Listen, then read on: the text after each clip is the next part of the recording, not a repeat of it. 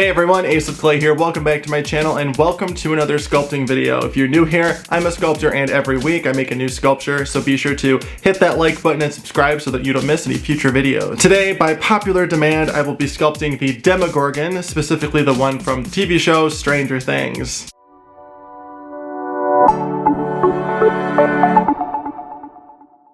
Now, if you're not familiar with a Demogorgon, it is actually a creature that exists in Greek mythology, but I will be sculpting the specific design that was created for Stranger Things. If you're not familiar with the TV show Stranger Things, the Demogorgon is actually the main antagonist in the first season. It's also known as the Monster. It is a predatory humanoid creature that entered Hawkins, Indiana in November 1983. The creature originated from the parallel dimension known as the Upside Down. Now, that is a very quick description of the Demogorgon and the TV show. If you want more information, be sure to look into that. I highly recommend the show. I binge watched all of the seasons that have been released back to back nonstop. Couldn't get enough of it, so if you like science fiction, then definitely check that out. Great show. And this is actually not the first Demogorgon that I've sculpted. I actually made a bust of it back when I was just thinking about starting YouTube in 2018. So this one is actually, well, one, it's a lot better, and two, it's the entire body. So I'm really excited to share it with you. And then, of course, if you would like more content from me outside of YouTube, be sure to check me out on Instagram and Twitter. I would love for you to follow me there. Now, without further ado, let's get started. Alright, let's make a Demogorgon. For the first step, I drilled the 2 holes into this wooden plaque here, the size of my aluminum armature wire that I am shaping out right here. We're going to start with the legs and then work our way up to the waist and torso. And as always, all of the materials and tools that I use in this video are listed in the description box below, along with my affiliate links if you want to purchase anything. Now I'm just going to secure the waist with some smaller gauge wire, and then we're going to use this same wire to attach the arms.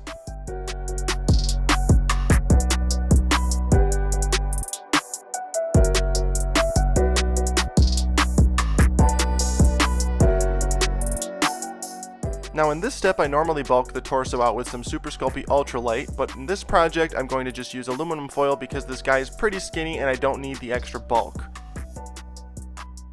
Now I'm just going to poke in a bamboo skewer for his neck, and then we're going to start covering the entire thing in Super Sculpey Original. That's the clay we're using for this project.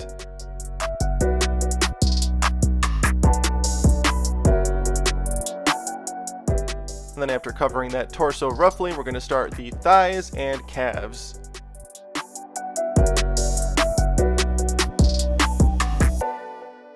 Now when I googled Demogorgon to get some reference photos, a bunch of different designs came up. They're all pretty similar, but there were some key differences, so I decided to stick with just one design that I found, which was actually the static prop offered by Spirit Halloween. It's like a 7-foot tall foam Demogorgon, and I really liked the detail on it, so that's kind of what I model my sculpture after.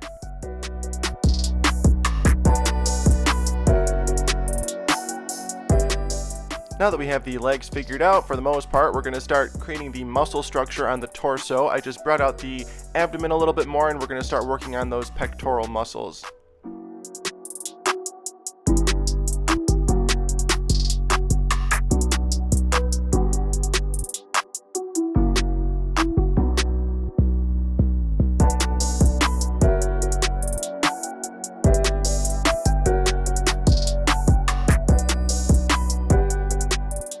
Now once the main muscle areas have been mapped out, I'm going to go in with a couple different tools and start smoothing everything out and blending things together.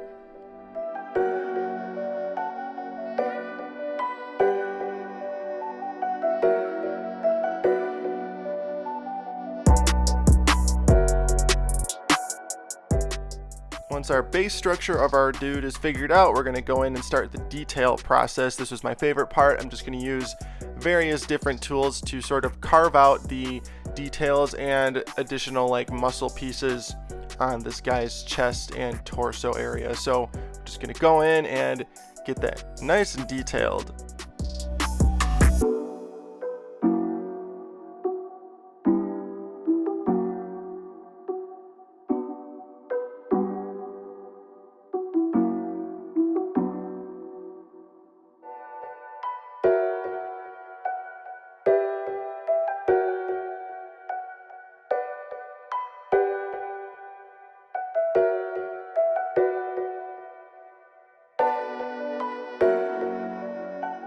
Now as I'm adding these details, notice how I'm not dragging my tool on the surface. I'm just sort of pressing it in to create indents, and then I'm smoothing it all together in the end. If you just drag your tool on the surface, it's going to look really rough and you're going to have more refining to do later on. So it's better to just kind of take your time and just do it as smoothly as possible right off the bat.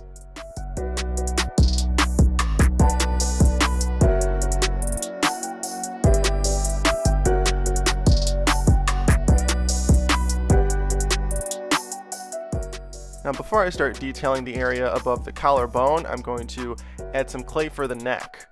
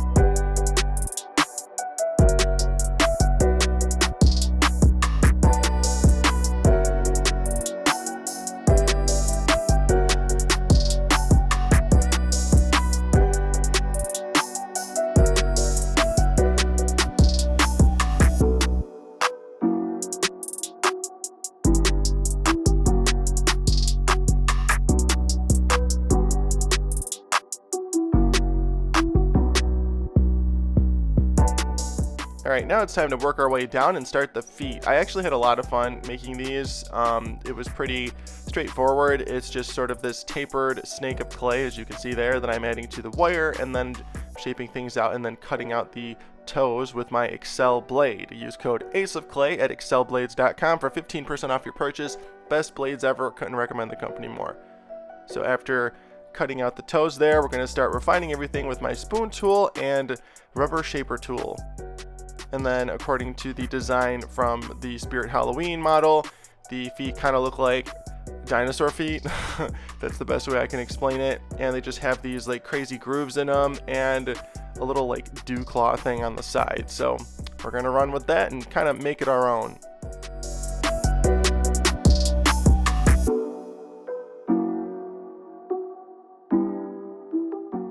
Now what really sells these for me are these little knuckles that I'm going to add right here.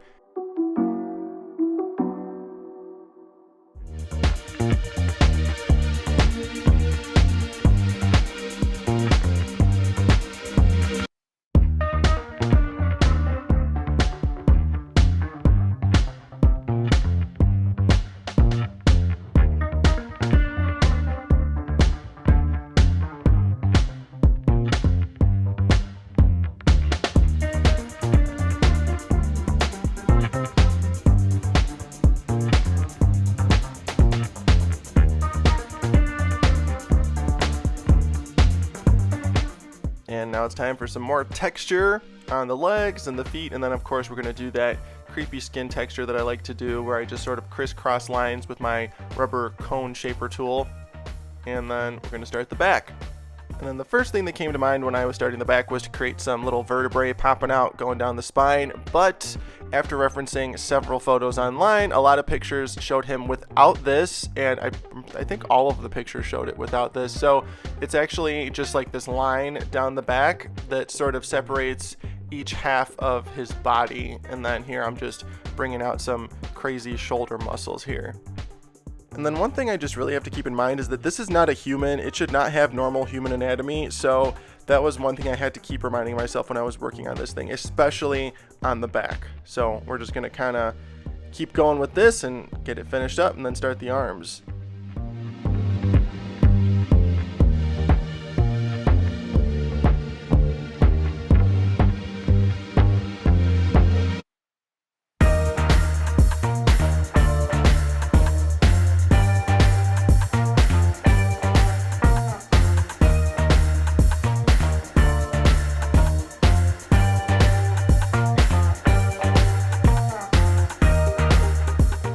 And now we're moving on to those arms here. Just got a little snake of clay that I'm pressing onto my armature wire. If you're having trouble with your clay sticking to the wire, you can always wrap a smaller gauge wire around your main wire to sort of anchor the clay better, or I've even found using bacon bond on the armature before adding the clay can help as well. This was actually a good clay day here for adding it to the wire, so I didn't have to worry about it slipping too much, but sometimes it does slip and those tricks do help.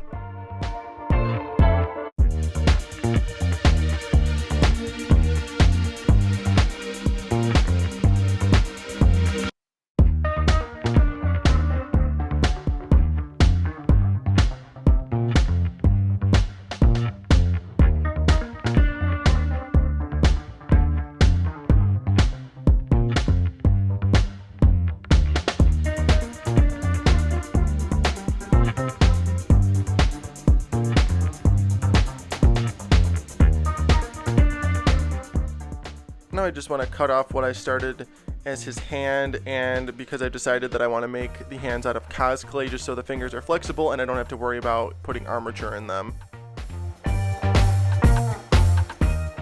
Alright, now we're going to finish off the other arm off camera, and then once that's done we're going to make the hands. Again, I'm making these out of cosplay. And yes, if you can't tell already, cosplay blends perfectly with Sculpey. They bake together just fine, and it's a match made in heaven. You can also use all of Sculpey's accessory clay products on cosplay. It works just fine, like clay softener, bacon bond, translucent liquid Sculpey, and so on and so forth.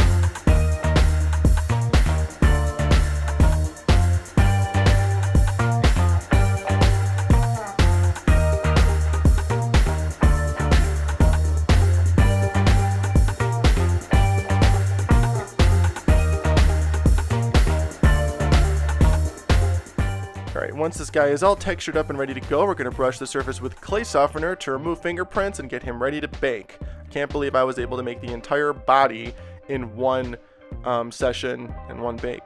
Pretty cool. Now we're going to go ahead and, of course, test the cosplay for flexibility and then cut off that skewer and start his head. I'm not going to put any aluminum foil or armature in the head area because it's basically just this bowl with kind of like these petal things sticking off of it. So I'm just going to enforce that with some bacon bond here and start shaping out that middle part.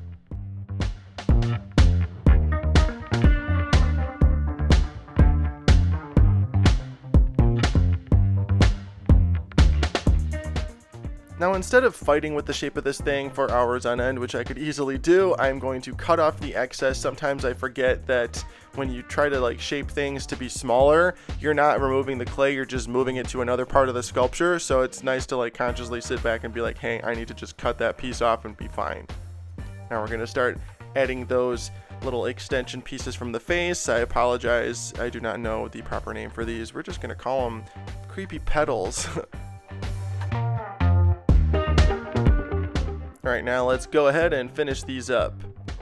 And as you can see, I am not putting any armature or anything inside of them. I'm feeling pretty confident in the clay today, and it works out fine. It's thick enough where it's not going to be like super brittle and break off easily. I mean, they would break off if you dropped it, but I don't plan on dropping this guy anytime soon. Hope I didn't just jinx myself now.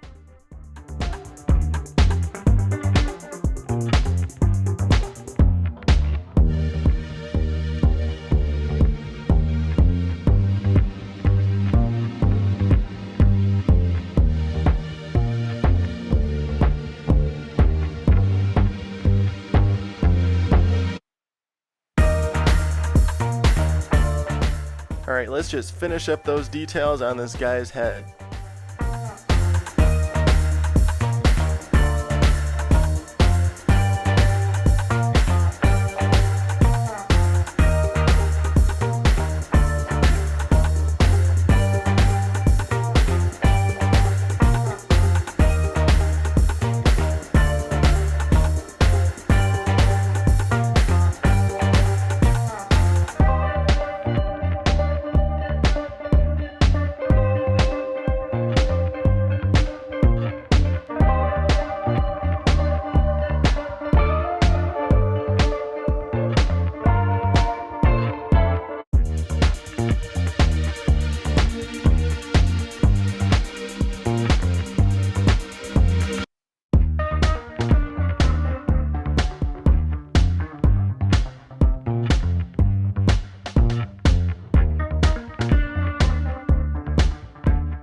Now here's a quick tip: if you want to blend uncured clay into cured clay, you can brush a little bit of Bake and Bond onto the surface and it will blend everything together perfectly. Super easy and super effective.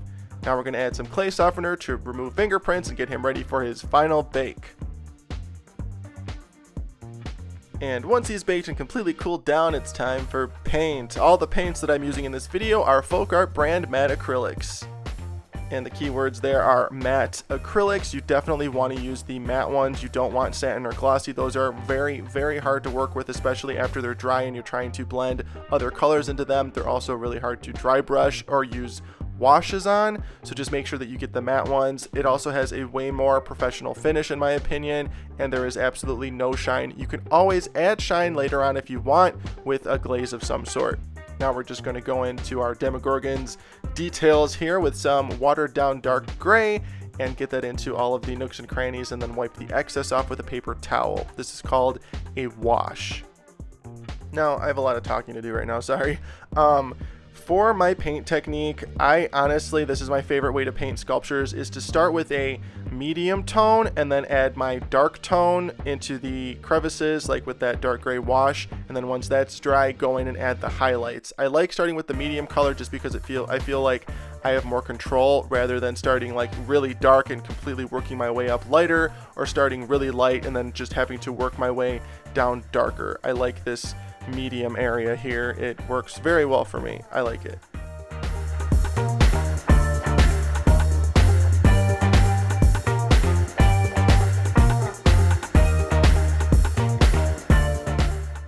Once I've got that main wash over the entire body, I'm going to go in with a smaller brush and target some areas here just to add some more detailed shading, like over here in the elbow area and the shoulders, and then sort of where the joints meet each other.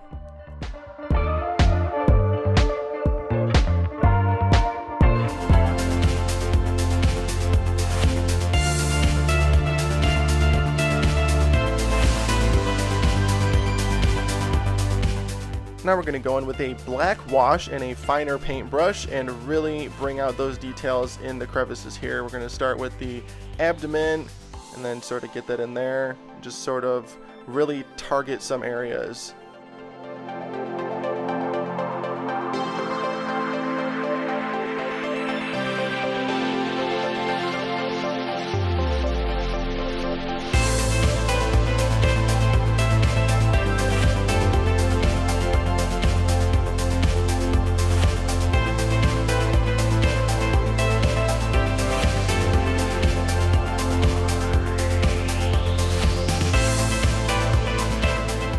Now for my favorite painting technique, dry brushing, I'm just going to take a lighter gray and dry brush it onto the surface. If you're not familiar with dry brushing, completely saturate your brush in paint, then wipe off as much of it as you can until there's just a little bit left, and then gently wisp it onto the surface so that it catches all of the raised areas and highlights your sculpture.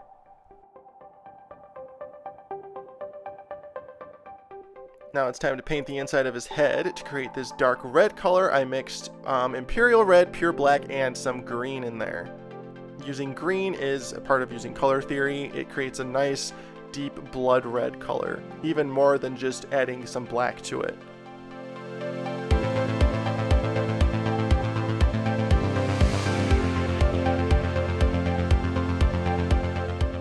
And now we're going to darken our red even more and then mix some water into it to create a nice little wash that we're going to brush onto the surface.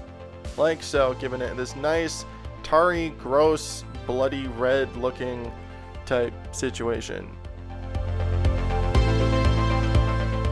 Now we just want to tighten up my gray a little bit around that red.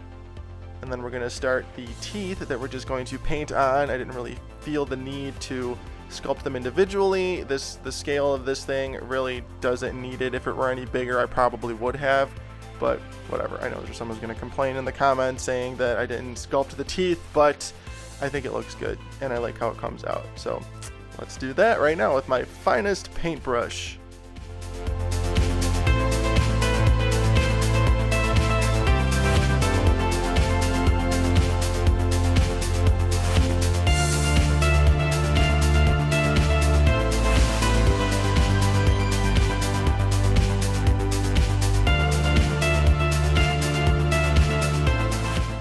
Right now let's take him off the base so we can paint it. I mixed the rest of my red with some black just so I didn't waste the red paint, and it just basically looks black, but that's fine. I'm going to take some high gloss varnish and paint the inside of the head here.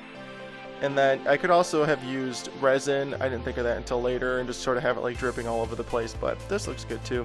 Now I'm going to brush the body with a matte varnish to give him this sort of satiny, dewy finish. And I'm using a matte varnish because these are never completely matte. They're always a little satin and less satin than actual satin varnish. And he's done! My Demogorgon sculpture from Stranger Things is complete. Let me know how you think I did in the comments.